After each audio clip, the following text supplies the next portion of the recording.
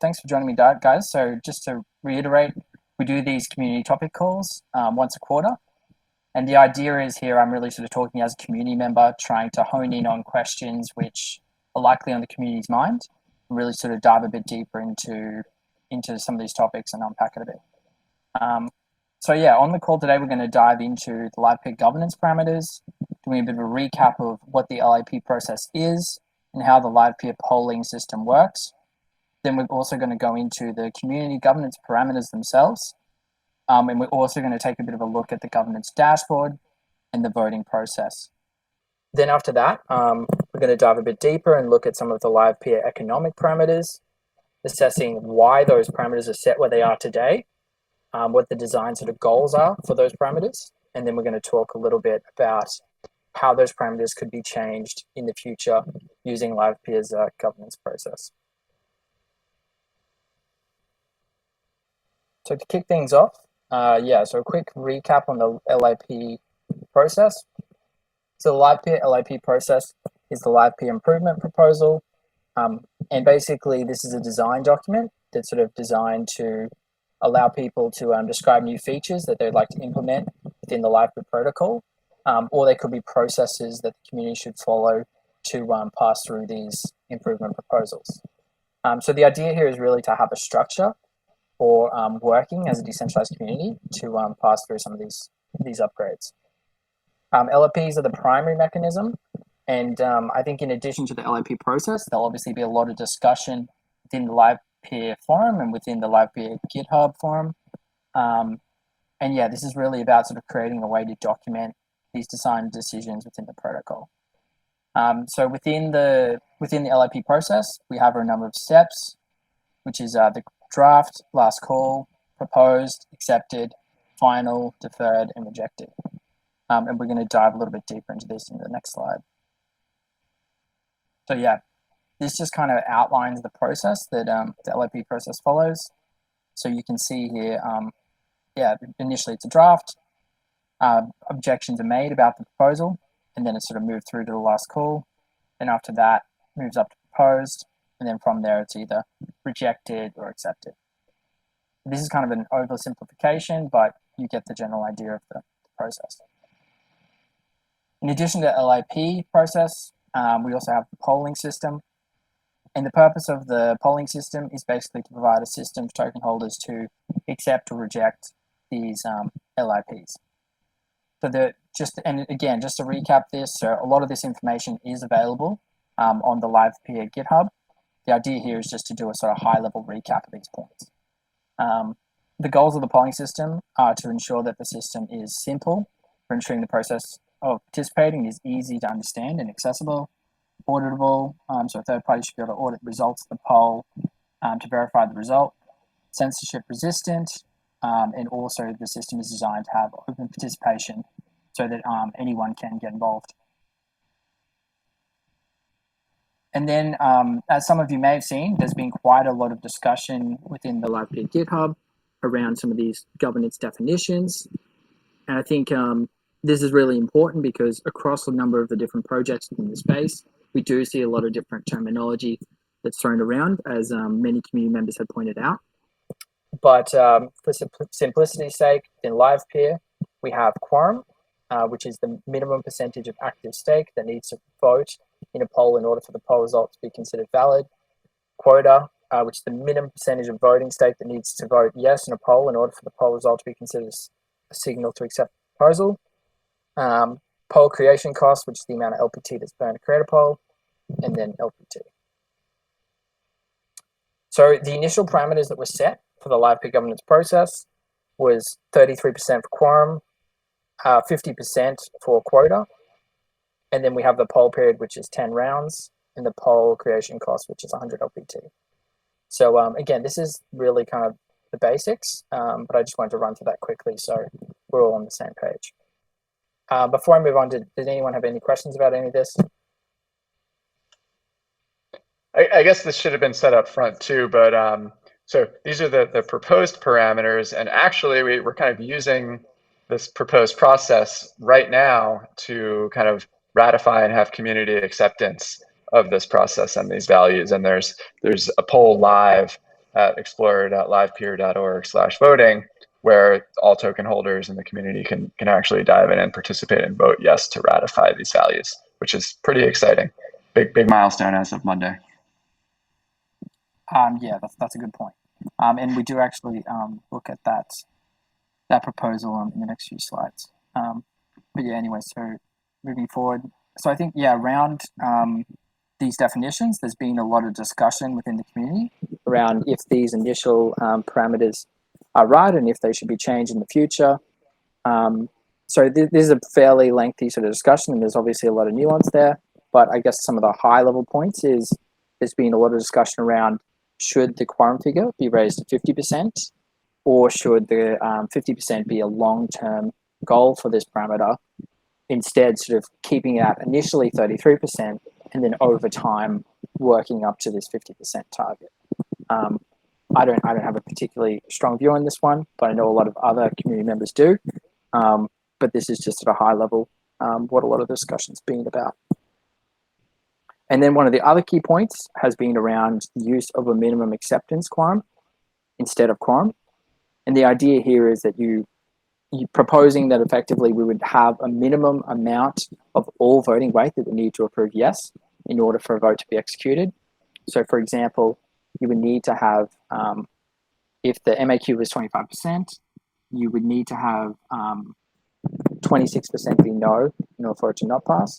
And if the MAQ is set at 25%, in order to get an acceptance of a vote, we need it to be, yeah, so currently it's 16.7% would need to be voted to get it through, where instead you'd be increasing that to 25%.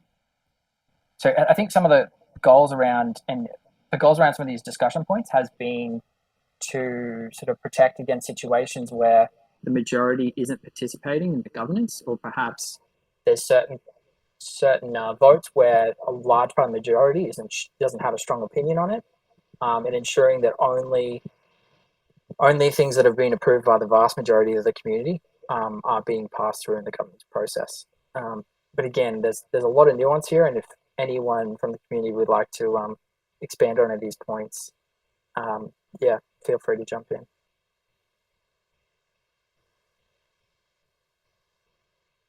Okay, cool. All right, and another point here is obviously the Livepeer Governance Dashboard has recently launched, which I'm sure many of you have seen. So here's the dashboard before the recent poll, and then here we can see the LAP 19, which is going through at the moment. And just to clarify, so basically the LAP is voting on LAP 15 and 16, which is the approving the LAP process and the polling process, as Doug had mentioned. So at the moment, these are all tentative and all being proposed to be implemented, but this is all being voted on as we speak. So yeah, to clarify, in this first poll, token holders is deciding on the voting process and sort of approving it. All right, and then so now moving into some of the Livepeer economic parameters. Hey Nelson, before diving into this, I'm just curious if anyone on the call has any feedback or experience using the polling application so far. Has anyone tried to vote and run into issues, or have any questions about what they need to do in order to vote in that first poll? Doug, this is Jake from CoinFund. I have used the application. I think it's a very nice application and it has worked well. My one piece of feedback was just kind of community awareness. So I noticed that we weren't immediately aware of the poll, and so I just asked our team if we were on the mailing list or something, or I'm not sure if you guys do have a mailing list that reports upon kind of votes that are happening. This is good feedback for me. Check your spam folder and let me know if the Livepeer mail announcing the poll ended up in spam. Because yeah, we sent out an email to the X thousand people on the mailing list to let them know about this. All right, might be on my end as well. Thanks. Yeah, it ended up in my spam folder, so I'm curious about this. Might be something we need to improve on our email sending. I would just add to that, there has been some discussion in the community about creating a Telegram bot for the governance votes. where basically you would get a Telegram notification every time a new vote has come through. So yeah, I think that's something that the Livepeer grant committee has sort of been discussing in the Discord, and there may be some proposal there which would be very interesting. All right. Oh, sorry, Victor from Bison Trails. I was just going to say, we voted already. Didn't have any problems. But one other nice thing that happened is that we were working with one of our customers that's running a orchestrator with us, and they actually voted on their own even before we like talked to them about it. And they didn't have any problems with it either, which was like very nice because they're not like extremely technical. So it's like accessible and people understand it, and it's like a straightforward process. So that's good. Nice. Good news. Yeah, the good thing is, like, I think longer term, the expectation is that all orchestrators should hopefully be expected to vote and should take that kind of responsibility seriously as part of their role in the network. And then everyone who has kind of entrusted them by delegating towards them, the orchestrator is kind of voting on their behalf, yet the token holder can always show up to override it if they disagree or have their own opinion. So one thing that I think would also be interesting would be showing, which orchestrators have or have not voted on each particular poll, to maybe encourage a little, social pressure or sense of responsibility, so that everyone kind of takes that seriously.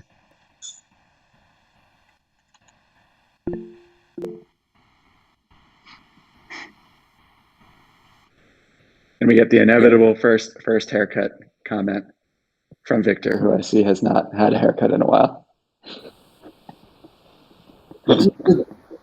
Throw me under the bus like that?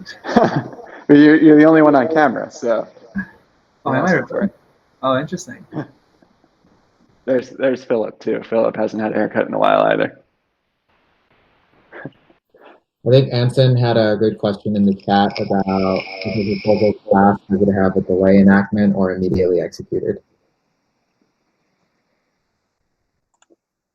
Could you repeat that, Yanin? I couldn't hear. I think Anson asked a good question in the chat about if the proposal is passed, does it have a delay enactment or immediately executed?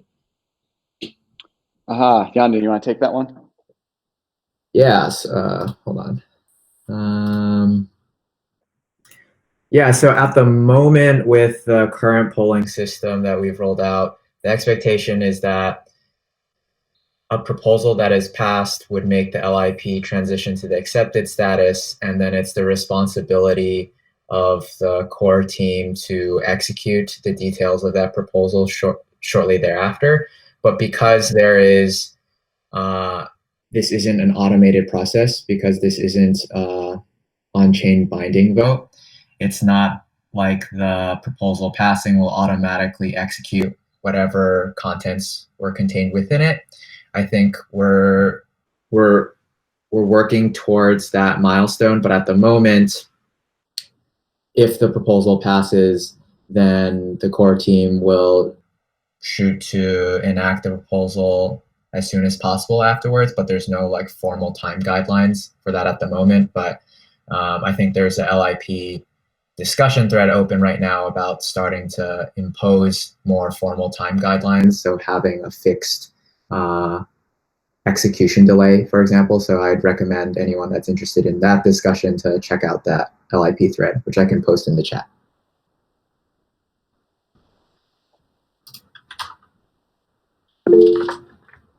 All right. Any other questions about using the existing voting process before we move on to the economic parameter discussion?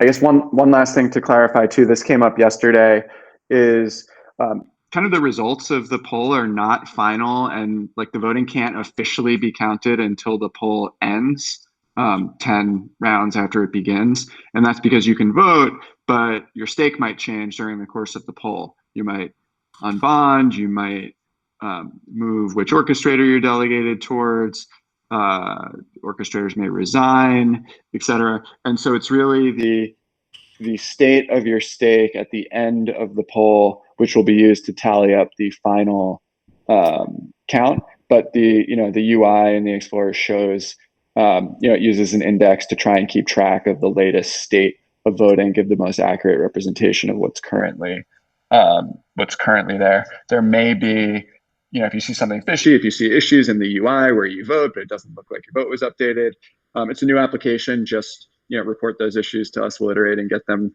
fixed. But know that all the votes are being recorded on chain so that it'll be totally calculatable and auditable come the end of the voting period.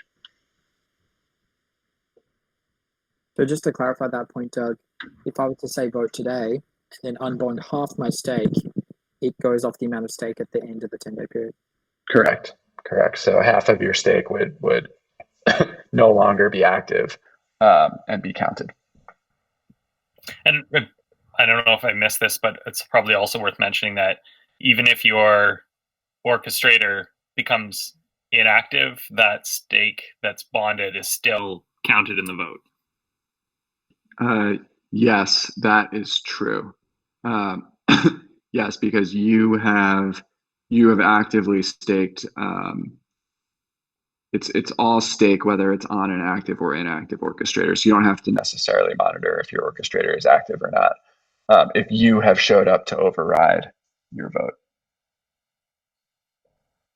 What about the orchestrator itself? What if an orchestrator votes and then goes inactive? Do those votes still count? That would probably. That's a good question. Yana, do you know off the top of your head? I'm thinking if they have gone inactive, then your stake would still count, but their stake may not necessarily count if they've unbonded it and it's entered the unbonding state. Yeah, so if the orchestrator becomes inactive, if it's just that the orchestrator becomes inactive, then it still votes with the total delegated stake. And if someone overrides, all that works as per usual. But if the orchestrator unbonds some of its own stake, then that would subtract from its cumulative voting stake. Right, that makes sense. Thanks. Yeah. The big thing you'd want to watch for with your orchestrator is if they changed their vote towards the last minute, right? In a way you disagreed with, except the defense against that is just, vote on your own behalf, and then your vote will always count regardless.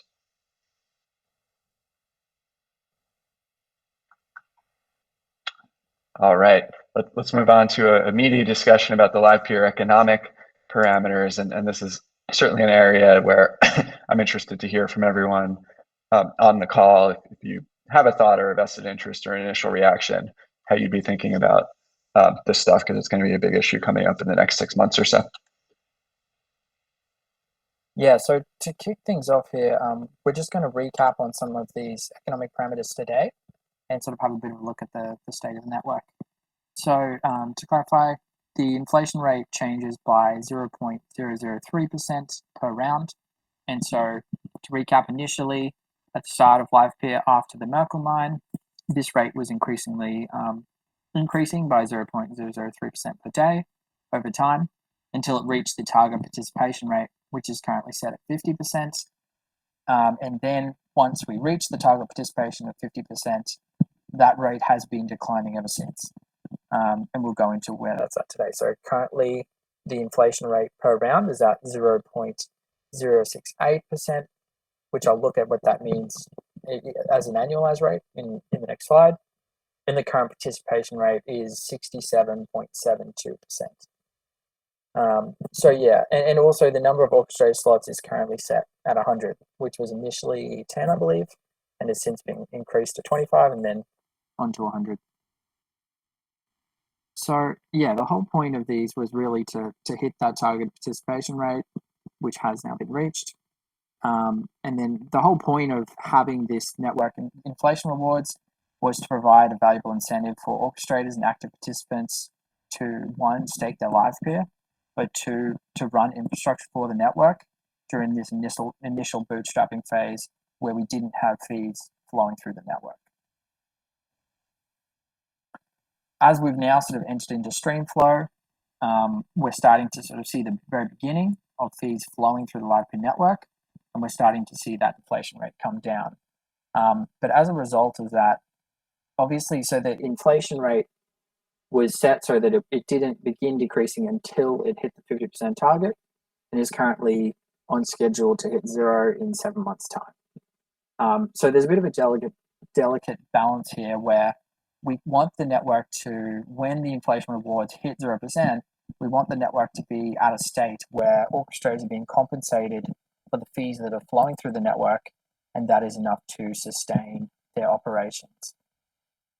So while removing the inflation reward is important for the long-term sustainability of the network, the inflation reward also provides a valuable incentive for these orchestrators and active network participants until these orchestrators can sort of begin generating reliable transcoding fees for performing this work. So as you can see here, I've graphed the current annualized inflation rate. So as it stands, that sits at around 26% at the moment, and that's on schedule to hit 0% by December of this year. So yeah, this is decreasing fairly quickly.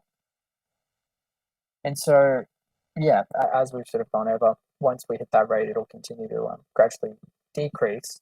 But the one condition where it would stop decreasing and start continuing would be if the participation rate dropped back below 50%, that rate would begin increasing again. And here's a graph of the current participation rate. The big thing that stands out here is obviously the massive gap down around January, but I would just remind everyone that was around the launch of Streamflow as we did reset the network. But as you can see, since we passed the 50% threshold around June of last year, it has been consistently above 50%. And the whole reason of sort of having that 50% target was to really sort of try to incentivize the amount of Livepeer stakes to be above 50% for the security of the network. And then to reiterate, so yeah, currently the maximum number of orchestrators was recently increased to 100 during the Streamflow upgrade. Before that, it was set at 25%. And if you look at the state of the network at the moment, we're just starting to see that full sort of 100 orchestrators begin to be populated with active orchestrators. Now, before I dive any further, did anyone have any questions on any of these parameters? Okay, great. Sorry, just a quick question. Do you, like, what do you guys think will happen, right, when inflation hits 0? Do you find that, like, or do you think like some investors might go to sell or something like that, or like are we likely to see inflation again soon and sort of fluctuate into an equilibrium, or what do you think the dynamics are? Well, we of course hope for a lot of volume going through the transcoders. It's hard to predict how quickly this can actually completely replace the inflationary rewards that people have collected, especially if they have been here since the early days, right? But we are working heavily on adoption, less in the actual cryptocurrency industry, but in the traditional video world. So we're talking to media servers and user-generated content platforms, and this volume is going to be outsourced to the public network in at a big volume, and hopefully this is taking care on the missing inflationary rewards and gives the token its real value. Yeah, I can chime in with my opinion. I as we'll sort of see in the next section here, I would sort of steer towards being conservative with the economic rewards. And I think while hopefully, you know, with us all on the call, we're all bullish on Livepeer's prospects and the amount of fee revenue that will be flowing through the network, but I do think it would be prudent to extend the runway of this sort of inflation rate decrease to ensure that no orchestrators are in a situation where they need to reassess their situation, particularly in the current sort of economic environment. But yeah, I'd be great to hear anyone else in the community's thoughts on how they see this playing out. An interesting question to ask is, so, you know, Jake, I assume that was a leading question. I assume you think that many people would likely want to unbond and consider selling if there's no inflation before they're earning significant fees. And the question is, well, at what point on this inflationary curve do they decide to do that, and at what volume, and does the inflation rate or the participation rate drop below 50% as a result, which would then force the inflation rate to climb back up again instead of go all the way to zero? Or do we think it would go all the way down to zero before enough stake was unbonded? Well, just to be clear, thanks for the comments. I don't know what's going to happen, and I'm just sort of asking you guys what you think is the economic dynamics of the system, right? So if you like expect it to fluctuate, but it seems also like that if there's a good, healthy kind of demand side where orchestrators are generating revenue, that might be a reason why stake is active, and that might be a reason why the inflation reward remains at zero. But I really don't know. Like we don't see revenue today in the network, right? And I think we're all in the same boat of like trying to predict how it's going to go. So I was just curious if like you would expect kind of a fluctuation in the rate as it sort of stabilizes, or maybe we just have to wait and see. So the single orchestrator can scale quite vertically with his stake, independently of how much it is actually based on his performance. And we are talking to customers who think about onboarding hundreds and even thousands of concurrent live stream transcodings on the network. This is definitely going to pay similar as the reflationary rewards. So replacing it is definitely possible. The question is this going to be hit, that point that we have that volume, is that going to be hit before inflation hits zero and before there's like a orchestrator sell-off, right? That's what the question really is about. And I think nobody can predict this. It's unforeseeable for us when the time of onboarding really is finished. We've seen onboarding times of 6 months and longer are quite normal for that industry. And in some cases, it's taking even longer as the time for them to be convinced to use a product is additionally to the time in which they have existing contracts happening. So some have like committed to reserved instances, for example, for a couple of years, maybe 2 years or something, and they wouldn't switch before, of course, because they already have that commitment going. So we don't really know when we hit that point, but the feedback that we get from the industry is amazing. So there's for many, and or basically said for specific niches, it's a complete no-brainer where there's no other solution that's doing the same.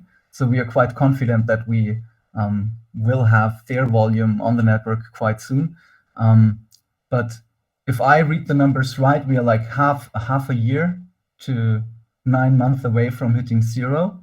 From the inflationary reward, and I don't know if that's the time frame that's going to be enough to pay for inflation similar as it is today, or as it was half a year ago, if you remember that, right? The inflationary rewards paid even 10 times higher. The question is also for orchestrators, will they exit the network if there's no more inflation, or did the rewards that they collected so far add up to a volume that makes them comfortable staying in that network and taking over the work? And that's something that's also unforeseeable, as we do not necessarily know the technical expertise of the orchestrators. We don't know if they're going to be able to set up mining rigs or find a partner, as we did it, right, to run the mining rigs. So that's also an unknown. That's really good color. Thank you, Philip. And by the way, guys, overall, like the inflation mechanism here, like if we do see zero inflation, it'll be very elegant and well done. So thank you for that. Yeah, I think so too. The best would be for us if fees could completely replace the inflation and the system still working, and the Livepeer token still having its existing value for the network then. So this is the goal for us, of course.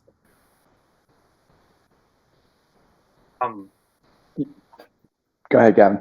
I don't know if this is the appropriate time for this. I don't know if you're familiar with what Near Protocol is planning to do with their inflationary versus transaction fee rewards for their token. Have you looked at that? I believe they target a fee amount, or at least a baseline fee amount, and inflation decreases when the fee amount is reached, and then inflation will increase to subsidize it. I love that sort of thinking and option, right? It tries to create a curve that will always lead to the right incentives until if inflation hits zero but fees continue to grow, then you get kind of escape velocity on the value of the network. Really interesting. Yeah, I think in the next slides, I think Nelson's going to bring up some possibilities of things this community could think about. I think everyone just hit on the key point that it's really a question of timing.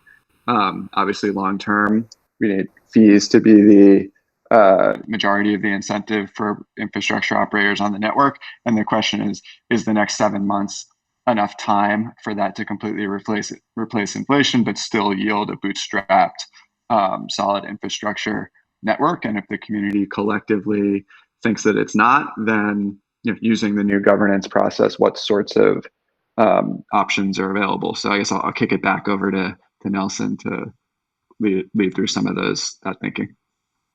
Yeah, sure. And some of these we'll go through a fairly basic, and then we can go into some of the more radical changes that the community could decide to make.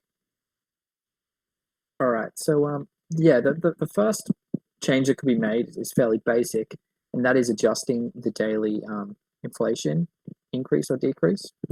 So basically, there's two different options here. One would be that I've sort of proposed. One would be to decrease it from 0.0003% per day to 0.002% per day, which effectively extends that runway until the inflation rewards hit 0% out 11 months.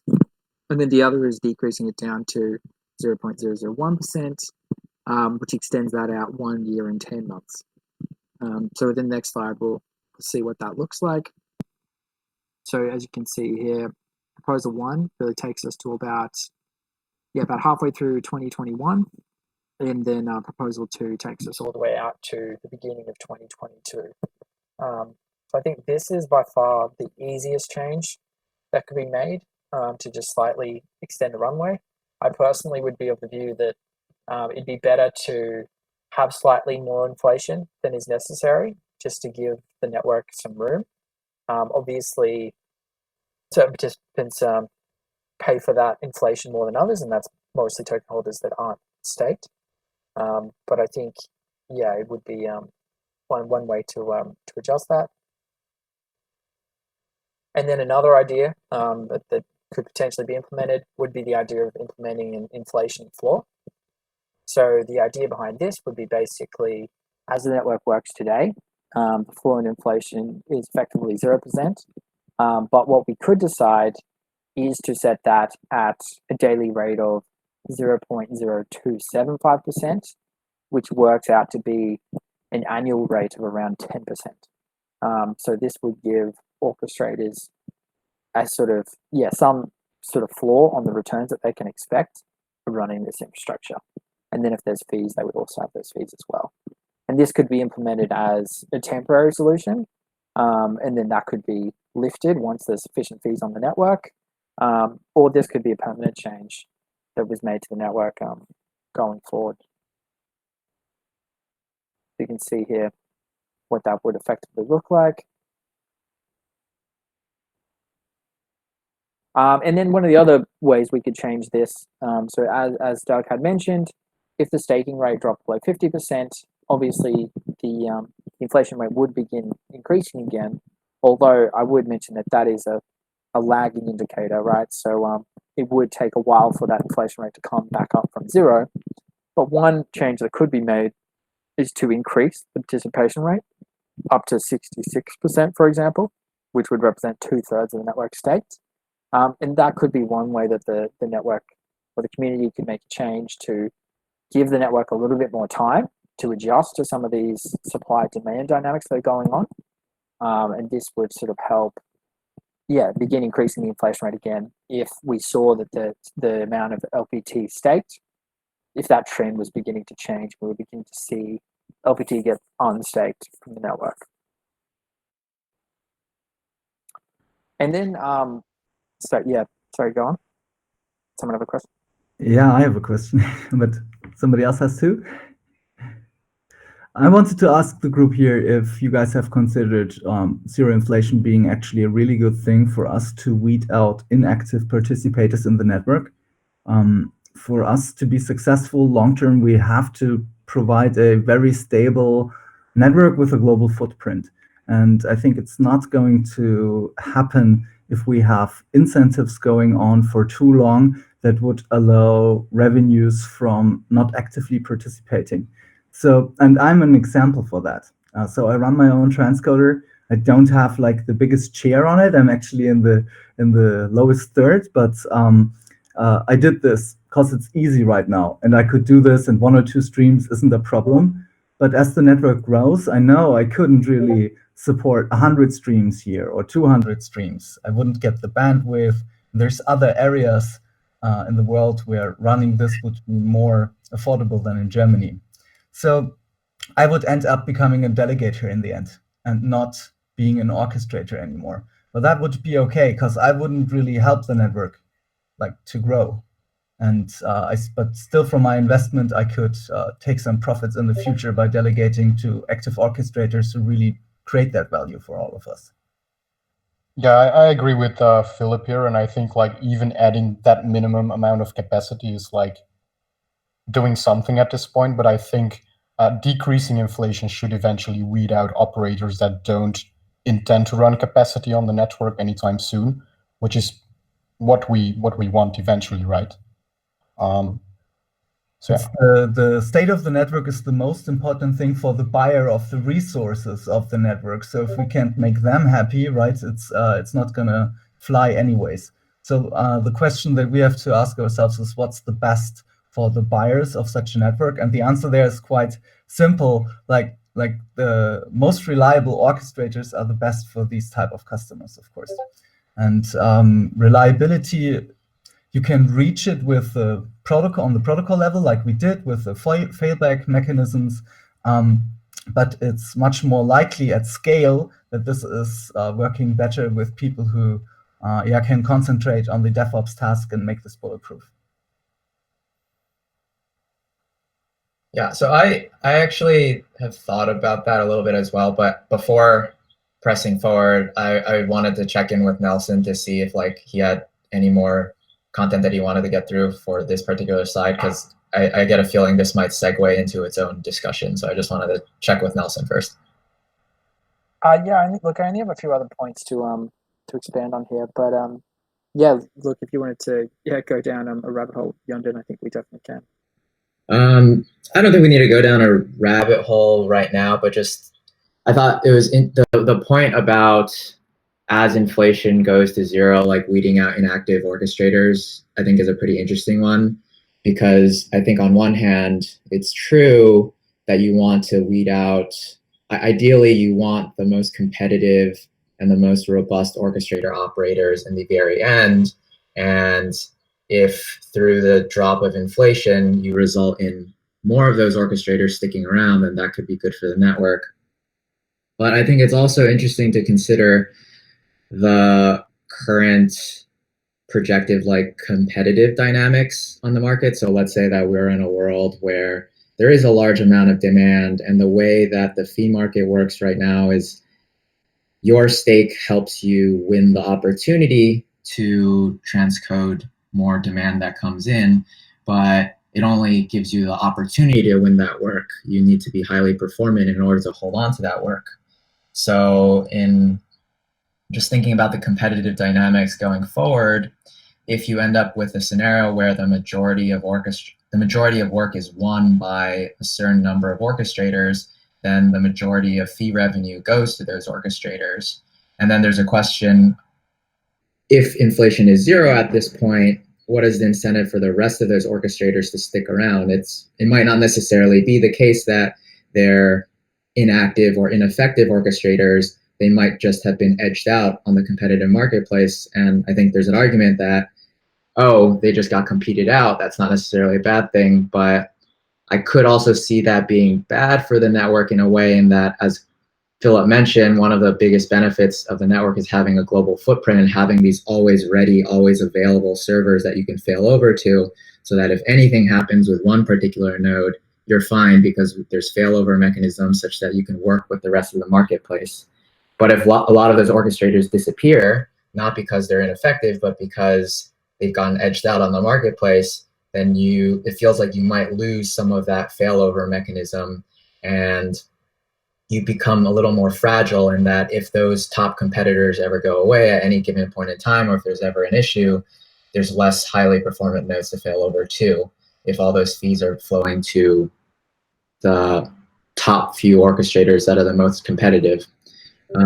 So that's just something that I've thought a little bit about.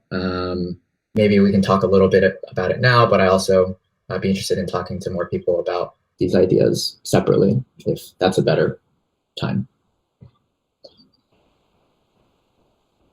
Yeah, look, I think one thing I would add to that as well is I think there could be a potential dynamic where you have, for a lot of these large orchestrators, you're removing the inflation part of their rewards, and then they have fixed costs that they need to meet.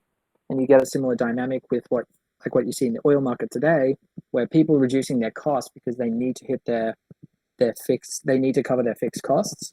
And then you could have pricing wars, which might be good short term for like adoption of the Livepeer network, but it could also mean that you end up with a Livepeer network with only a few of the most well capitalized players left. Yeah.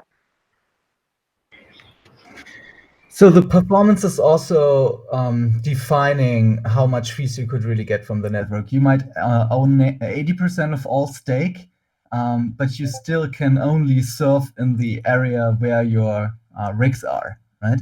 So one has the potential, of course, to go to multiple locations and make them all available in the network with his stake. That's possible, of course. But if you are just in the United States, it's very unlikely that you can process a live stream from Asia and get the performance done, so the broadcaster on the other side will find this successful, and it's completely independent from your stake. So the hope is that there's always going to be like that type of white spot on the map where, you know, there's a new transcoder needed and an interest for them to get to stake and to fill that spot and to get to that fees. But it's hard to imagine something like this, you know, at that early stage. Yeah, but it's the centralization efforts on the stake are being basically countered with the diverse footprint of the internet, and that you can't really connect on high bit rates globally, and you know it would always work in a certain given time frame. So that gives anybody on the network a unique advantage. That's not completely independent from a stake, but it is not, you know, it's for him a way to get more stake in a certain area without being blocked out basically by the already existing big players. So, you know, even so, we would have a big chunk of the fees running to a couple of orchestrators that do the work well. There's always chances for somebody else to, you know, grow its own network capacity next to them, independently from stake. I'd say maybe one more thing before we change topics. I think part of this discussion is coming down to like a carrot or stick approach. I think like 0% inflation is a really good stick to kick a lot of orchestrators and a lot of people off the network, like very quickly. But there's the carrot approach that you guys were talking about earlier, which is like, you know, at some point there's going to be like really high production orchestrators that are going to be able to, you know, transcode many streams, and like they're going to be earning the lion's share of transaction fee revenues, which I hope will be like really high. And so the carrot approach there is that like people that are on non-productive orchestrators will like see that other folks are making a ton more money from you know, delegating to the orchestrators that are doing like a lot of work. And so, you know, I don't think that there's like a, you know, 100% one or the other type of approach, but I do think that it would be nice to avoid going like super ham in either direction. Like I think 0% inflation is like an extremely aggressive stick that is maybe like more disruptive than beneficial if like brought too suddenly. I agree. The long-term goal is like get only the productive people to be doing things, but I think like transitioning to that should be like a little bit gentler. Yeah, that's a really good point, and it's a perfect intro for something that I recognized I needed to clarify or at least share, based back on like one of Jake's questions half an hour ago around some of like what do we think will happen or what's the original intentions here. So I wanted to clarify the design of the Livepeer incentives was never to have inflation go up really high and then have inflation go all the way down to zero and stay at zero. The thesis or the intention was that you want some tokens staked, a lot of them, for security and for participation in the network. And then there's some value or alternative purpose for tokens to not be staked, let's say liquidity, alternate creative uses like additional protocols built on around the Livepeer ecosystem, like governance protocols or DAOs, or even DeFi integrations like compound lending and these sorts of things. And we didn't know what that percentage would be, but we set it at 50-50. And the idea was the inflation rate would just fluctuate to ensure that there was always about 50% participating. And that if that's not the right number, it's easier for this community to change that number and say, oh, we actually need 75% participating. Let's move the target. And the inflation rate would increase to incentivize 75% to be participating. But then if it was there, it could decrease. Now, in practice, like that would be great. But in practice, implementation reasons, simplification, I don't think the current like curve where this inflation rate just changes linearly, really slowly, and then comes down linearly, really slowly, is able to result in that type of intended behavior. So we're not actually seeing that great like experiment play out. But I still think it's a really interesting experiment, and the end result of it would not be that you have this, as Victor said, like going total ham down to 0% and it's only fees. It's just inflation rate would settle at the amount where it needs to settle at any given point in time to counterbalance the fees and create a market where people are incentivized to participate and run infrastructure on the network. And so, if the community is considering any adaptations, I think it's important to like keep that design or intention in mind rather than just the fear of hitting zero, if you will.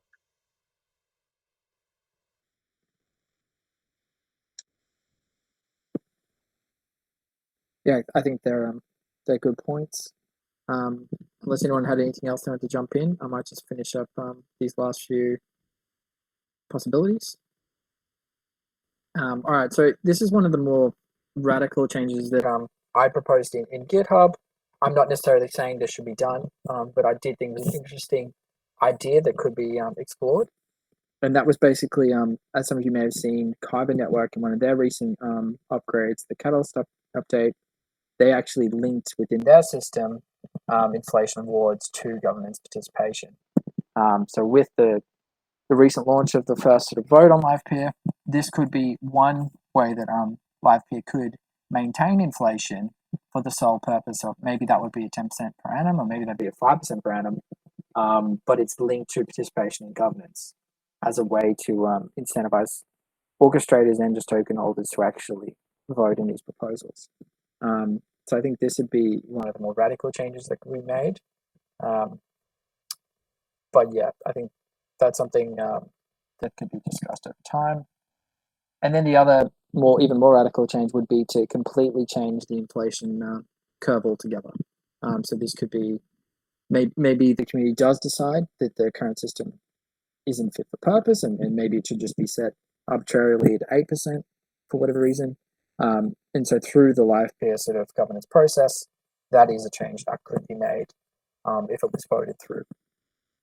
And I think, as Gavin pointed to, which I didn't actually cover in the slides, I had even sort of thought about some more dynamic systems where you're sort of linking fees to inflation. But I think that would make the protocol more complicated in some ways, but I think if done right, it could be quite an elegant solution as well. But anyway, so that's all the topics I had to discuss through today. Did anyone have any questions or any topics they wanted to bring up? I guess I'd love to know which approach you guys are most keen on.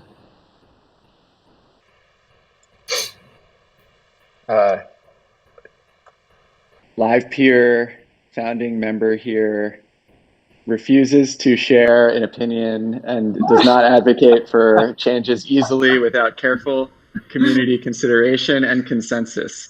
But I would also love to hear from anyone on this call, now or after they've thought about it a bunch, how they're feeling about this subject. It doesn't mean we're picking one of these options. It means people should think deeply about if any change is necessary at all, and if so, what might be the best option. Yeah, I mean, this is not like a Bison Trails stance here. This is just like my thoughts. I'm almost always a fan of just like the smallest, easiest, most straightforward changes. Because this isn't like rocket science with like a Bitcoin monetary policy. It's like unchanging. Like we're trying to be pragmatic here about transitioning the network to one that is like serving its core functionality and just like getting there in like a smoother rollout. And so I think like I would probably do like two things together. I would go to like the first side, which is like alternative inflation schedules, and probably pick the one that goes into I think like 2021 might be fine, but I don't think there's really a harm to going to 2022 personally. Because like the goal is still 0, so hopefully like transaction volume does pick up by then, and things always take longer than we think. So I'd be okay with that. But I think the second thing that I would also probably talk about is that a 50% target staking rate is, in my opinion, like too low. I think it's probably fine for like validation networks, like on ETH2 if it gets used in like a lot of different ways for like collateral and bonds and DeFi and all that stuff, then maybe like 50% is okay. But I think for like work token models, the whole goal of it is just to allocate work. Like you're not there using it to do a bunch of other stuff. And so I do think that it has to have a higher, like it doesn't need as much float. It should be participating at a higher level. And so I do think 66% is like a more appropriate target. But like my expectation long term is that like that number should be like 85%, like 90% kind of thing. That's an interesting point, Victor. I'm wondering if when you think about that, if how the token gets priced by the secondary market plays into like your thinking there, because it feels like the higher your target participation rate, if you're successful, by necessity, your liquidity on the secondary market is lower, right? And that impacts the ability to like actually price the token accurately. There might be like some creative things that you can do there with like staking derivatives to try to get an actual price on things. But yeah, I'm curious if you've thought at all about that and that influences your thinking. Yeah, for sure. And like the secondary market is like part of my consideration around the 0% inflation rate being like crazy, because like you don't want 20% of stakeable assets to just like stop staking and try to be sold simultaneously, that kind of stuff. I think that like from our experience on other protocols, 66% like target is very sufficient for there to be enough of a liquid market. And networks typically go, like we've seen networks typically go over that and still be okay from that perspective. I just personally think, and like there's not a lot of data to back this up yet, because there's not a lot of like work token models out there that have been like really successful. But I think that like I think that while you want this rate to be set at 66%, I expect for the actual participation rate to go higher. Just because like the people that should be acquiring these tokens, like in my mind, like long term are not like speculators, but they are like people that are producing work that want to acquire enough to continue producing that work. I don't know, Gavin, I saw you unmute. I'd love to hear your thoughts as well. My thought is that ideally we don't have to change the monetary policy, just because it's bad practice We would do it again if we see it necessary, and again if we see it necessary. That's just my personal opinion. I think if we have to, we would do it, of course. But if it's avoidable, I would try to avoid it. I think it's possible that this actually plays out well how it was designed. But I see, of course, that there's a big financial risk with those who, hope for a longer holding time, right? And we should just consider everybody's opinion on that. I like a gradual change. So also the idea, like the smallest nudge would be maybe to have inflation extend, or like the rate of inflation change slower, so that it takes a lot longer to hit zero. So that seems to be like the smallest intervention. But besides, I also have concerns about secondary market, and then also actually my biggest concern is distribution. So like when tokens aren't liquid, opportunities for new stakeholders, I imagine, would decrease. I agree. We don't have enough information about what the effects of a work token being fairly illiquid are on what's supposed to be an open market. So in order for Livepeer to be like an open market, I think that there needs to be opportunity for new stakeholders. And I don't know what the value of, especially early stakeholders, having lots of tokens locked up and then increasing their holdings. I don't know what the value of that is. I know what the value is for them as token holders, but it introduces maybe a bit of a monopoly problem. I think up to now we had really lazy delegators, right? You didn't have to change orchestrators because of their performance. Once there's transcodings flowing through the network and the fees increase, this is, I guess, the easiest way how a new worker could, gain a share in the network, even so there's no inflation. Yeah, Gavin. Running through these options, I definitely was leaning towards proposal 2. I just think that smoothing that sort of curve and that transition would be prudent. And I also sympathize with Victor's view of increasing the participation rate to 66%, as I do feel that 50% is lower than what I would consider like a healthy staking rate. But for me, I think I'd care more about that proposal 2 kind of option, and just ensuring. And while I see the point of like some of these orchestrators aren't professional orchestrators, they're sort of maybe more hobbyists.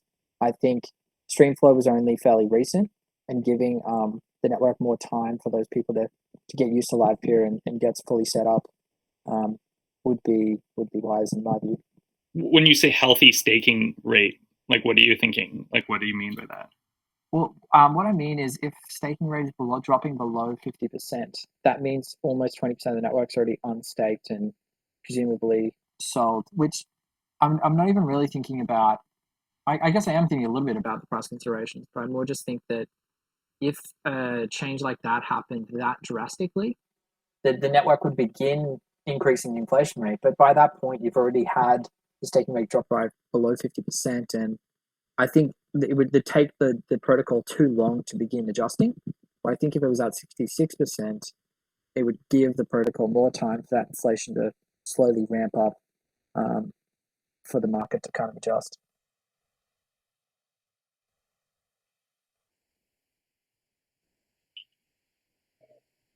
All right, I see we're at the top of the hour here. This has been incredible feedback and discussion. One of our best, most engaged community calls focused on the token side. So thanks everyone for joining us during their work from home lockdown Thursday afternoon.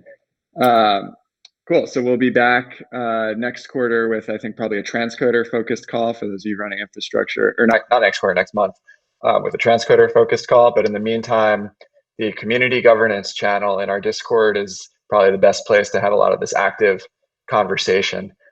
So hope to see you all there. The LIP repo and GitHub is another great place to start floating ideas around the next proposals for these sorts of things. So a lot of discussion to come in the coming months. All right. Thanks, everyone. Really excited about everything happening in Livepeer. The first polls are live and going to onboard that first demand soon. So everyone keep at it. See you online. Take care, everyone. Bye, guys. Thank you. Thanks for that.